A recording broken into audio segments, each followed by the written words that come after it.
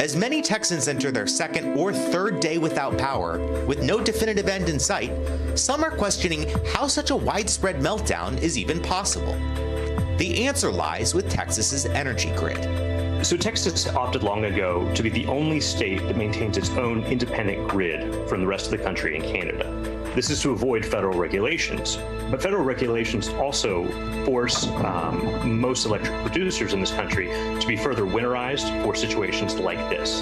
That means power plants in Texas haven't necessarily taken the steps that others in, say, Minnesota or Maine or even Arizona take to ensure they can keep operating in frigid temperatures.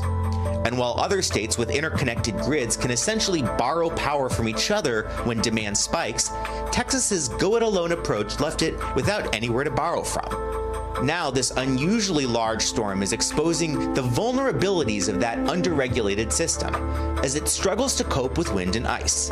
Around half the state's power comes from liquid natural gas. So some of the natural gas producers in the state have had serious interruptions because of the storm, especially in the Permian Basin and Panhandle. Freezing conditions have slowed production. Wind has caused disruptions.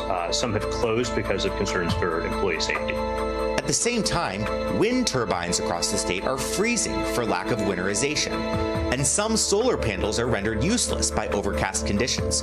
All of these flaws combining to create major shortages. But the focus of some on renewables like wind and solar. Joe Biden and Democrats better think twice about unleashing the Green New Deal on the whole country. Just take a look at what's happening in Texas. Doesn't tell nearly the whole story. Only about a quarter of the electricity in Texas comes from wind and solar. And of all the power that went offline, about a third of it was from failures in the wind supply. That's according to ERCOT. They're responsible for managing Texas's energy grid. ERCOT is the Electric Reliability Council of Texas. It's basically the air traffic controller for power in the state. They manage about 90% of the state's energy, but they've had to order rolling outages to conserve the limited power for essentials like hospitals. We talked to ERCOT's CEO about why that's necessary. We saw a challenge in managing supply and demand, and we thought we might have to use rotating outages to manage that. And so we call on the utilities in different parts of Texas we'll say we need the demand reduced by, for example, 1,000 megawatts. And they will turn off circuits, turn off power for the period of time that we need to maintain that safe power balance. The impact on Texans has been devastating. In addition to the deaths, people across the state are experiencing freezing in their own home, food shortages, and long lines at grocery stores, and burst pipes causing flooding. Experts warn that weather events like these could happen more often in a world stricken by climate change. We can treat this almost as an opportunity here, that we are planning on making very large changes to our power system. The Biden administration has an aggressive plan for decarbonizing our power system. We know that if we want to achieve a just and equitable world without climate change or with very low climate change, we need to make drastic changes. And so these changes are going to be happening at the same time as we are experiencing climate change. And so when we're making these changes, very large changes in our power system, we need to be thinking about how they're going to fare in the face of climate change. Hey everyone, I'm Allison Morris. You are watching NBC News Now. Another round of dangerous Arctic weather making its way across the U.S. right now. This storm expected to impact around 114 million people across 24 states, and it is following nearly the same path as the massive system that crippled much of the country earlier this week. In Texas, more than 3 million households still without power, heat, and for many running water for a third day, creating dangerous conditions in the Dallas area where temperatures aren't expected to get above freezing today at all. The power grid there buckling under the pressure of this deadly cold snap. The weather also affecting vaccine distribution. White House COVID-19 response coordinator Jeff Zients talking about widespread delays in COVID vaccine shipments over the next several days. The weather's having an impact. It's having an impact on distribution and deliveries from the delivery companies and the distribution companies. People are working as hard as they can, given the importance of getting the vaccines to the states and to providers. But there is an impact on deliveries. Let's let's get right to NBC News correspondent Gabe Gutierrez, who is in Houston, Texas. Gabe, tell us what it's like there right now, and for goodness sake, how cold it is. Hey there, Allison. Yes, you mentioned sub-freezing temperatures in parts of Texas today. Right now, it's about freezing here in Houston, and there's a light drizzle going on, and authorities worry that there could be more icing happening over the coming hours and over the coming days. Now, Allison, I want to show you where I am. This is a parking lot right off of I-45 north of town. Behind me, people had been lining up to get propane, and right now they dropped off their propane tanks there. They've gone to warm up in their cars, and they've really done that throughout the day. It may be a few hours before they get it from this spot again. But Allison, this is something we'll be seeing over and over again. More gas stations are closing, and people are worried about how they're going to heat their homes. A short time ago, Houston's mayor held a news conference. Take a listen.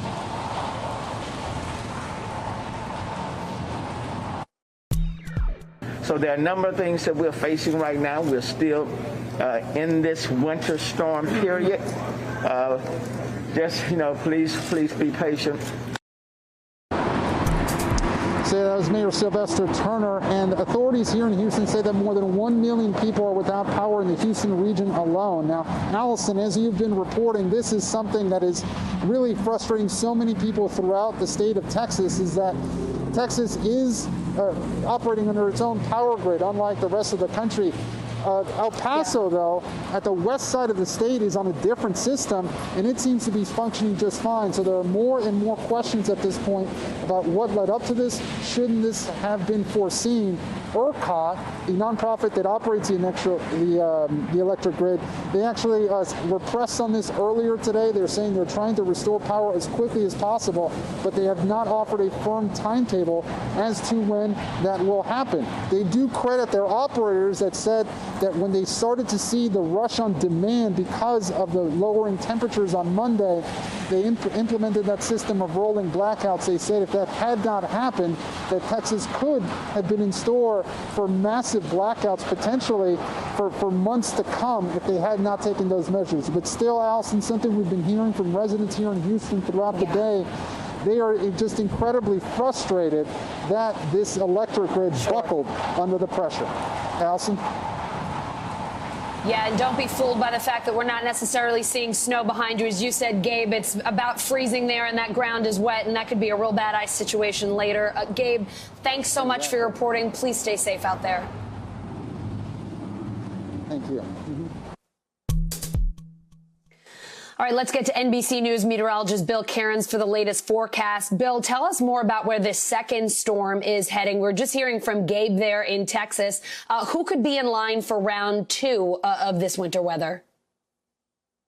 Yeah, of course, we have all our concerns with the 3 million people without power in Texas and how cold it's going to be and uncomfortable, and all the boil water orders, and the pipes are freezing and bursting.